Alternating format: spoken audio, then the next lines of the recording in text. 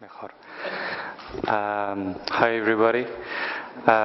Just a first note before starting with the presentation.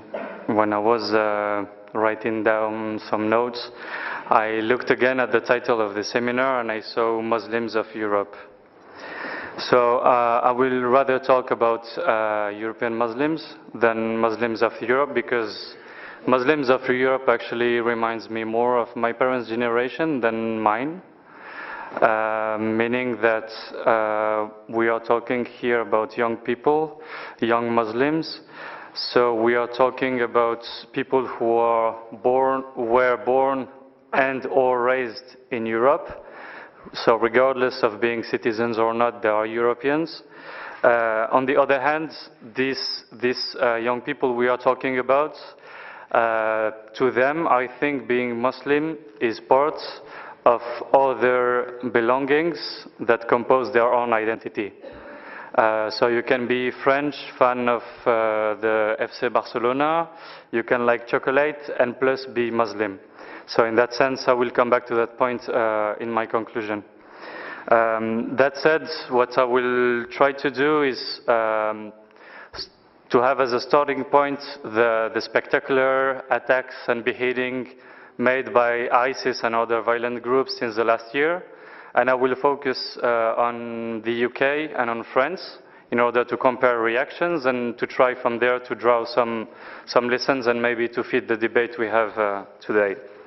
So basically following these attacks, the beheadings of Western journalists, of Westerners, and then other terrorist attacks such as the attacks against Charlie Hebdo, the Paris attacks or in Denmark and so on.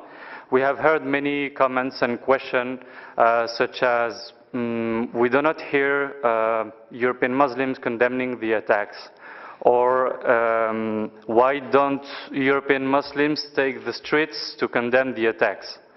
So once you have these sort of questions, many Muslims, young Muslims, wondered, should European Muslims condemn these attacks more loudly than other Europeans? Should European Muslims apologize for crimes they have nothing to do with? So once you succeed in answering these questions, there is another series of questions which is coming and I think young Muslims have been dealing with. The other series of questions that is arising is, if European Muslims are to speak out against ISIS, how should they do it? As Europeans or as citizens, as Muslims, as both? So basically I think we should shed light on this specific issue of what are we talking about, and to which extent a young Muslim is Muslim and something else. So basically, on the basis of these questions that arise, young Muslims in Europe find themselves in a very, I would say, vulnerable and troubling position. On the one hand, there is a whole public discourse saying that you should fit in well in society, you should show that you are sharing well our values, behave like a citizen. Being French, I think this discourse is even harsher, meaning that you should display more your Frenchness than the fact that you are Muslim. Take your veil away and try to shave your beard and so on to show that you are French like others. So this is one part of the discourse. And the other part is the one that we are experiencing for the past 2 years, which consists in saying every time there is an attack or something related to violence in the name of Islam, we are expecting, asking, or even commanding European Muslims to go down the street and just protest. So this creates a really troubling position, and let's briefly deal with the two cases, the UK on the one hand and France on the other hand. So in the UK, following the first beheading of, it was of David Haines by ISIS in September 2014, there was this NGO you have heard about, I think, which name is Active Change. They launched the famous hashtag Not In My Name campaign. So I don't know if you know what was this Not In My Name campaign, but it was basically a video posted on YouTube and widely broadcast, in which you could see tens of British Muslims all rejecting ISIS ideology. And what their idea was to spread the word that Islam in general and British Muslims in particular are opposing and reject ISIS ideology and any form of violence in the name of Islam. So this campaign was a successful one, had good media coverage, was widespread and broadcast all over the world. You could see in social networks many young Muslims from all over the world posting the Not in My Name poster and so on. And it was even mentioned by Barack Obama in one of his first speeches against ISIS. In France, however, this campaign did not work out at all. It did not work out, and especially there was another beheading.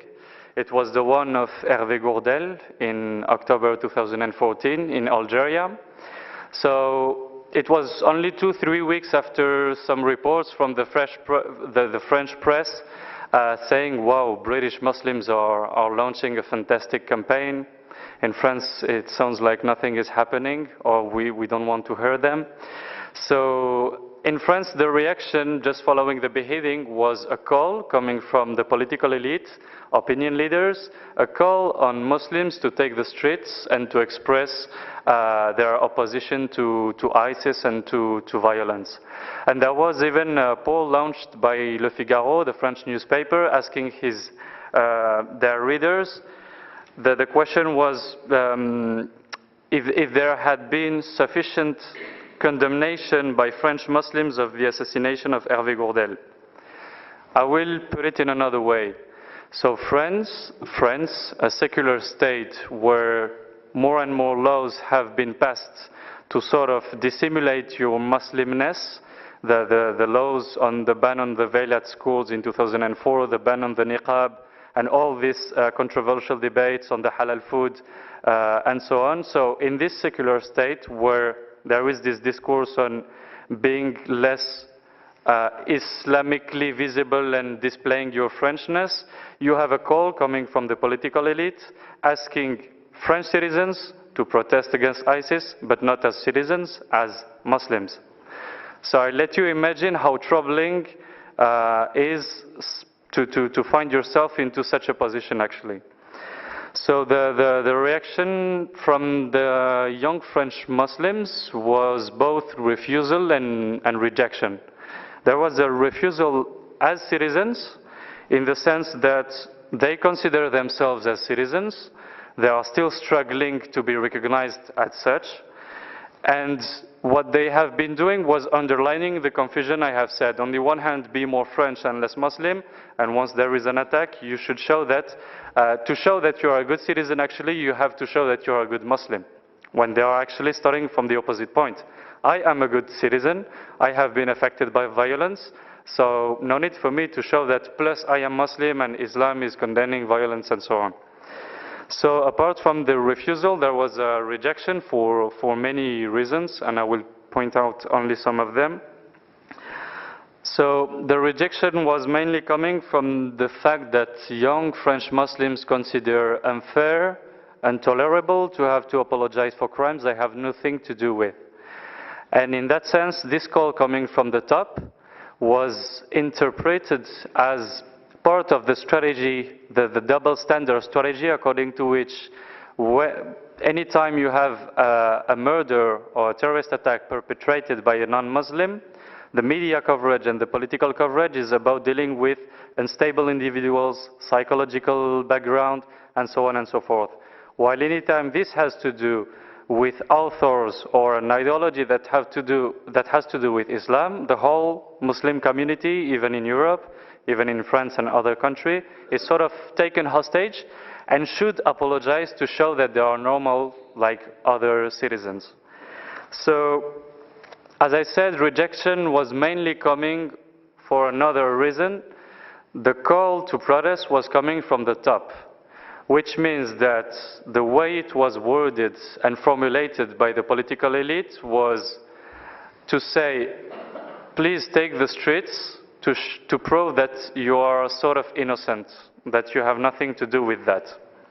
So this was actually a way to say, if you don't protest more than other citizens, maybe we could end up thinking that you are somehow in favor of ISIS or other violent groups. It was also coming from the top because the main tool, let's say, the French government, the French state has to sort of broadcast this kind of call are official structures, which official aim is to represent Muslims, French Muslims. And when you look into detail, you have organizations such as le Conseil français du culte musulman. And when you look into details, you can find out that either these official structures are controlled by the government or they are ruled by what we call here Muslims of Europe, meaning that they are appointed by their country of origin, they are the elders, and for the representatives we have, sometimes when they express themselves on TV and on the media in a really shameful French. So this is actually this gap that you have between a new generation that is definitely, even if they struggle to be recognized as French, they are de facto French. So the gap between this generation and the elders, who are people who were appointed in a sort of neo-colonial scheme, and who do not represent anybody, this creates this tension. So if you rely on official structures to sort of control or call the Muslim population to do anything, you won't find anything. And many research is done now in France on the huge gap between the media presence of some representatives and people who have legitimacy on the ground and who do not appear in the media. So, what shall we understand from this short comparison between the two countries? As the first point, I would say that unlike the UK, where the initiative came from the bottom, from a Muslim movement, British Muslims, in France the call came from the top, in a sort of neo-colonial scheme, as I said. In the UK, there is no taboo about presenting yourself as a Muslim.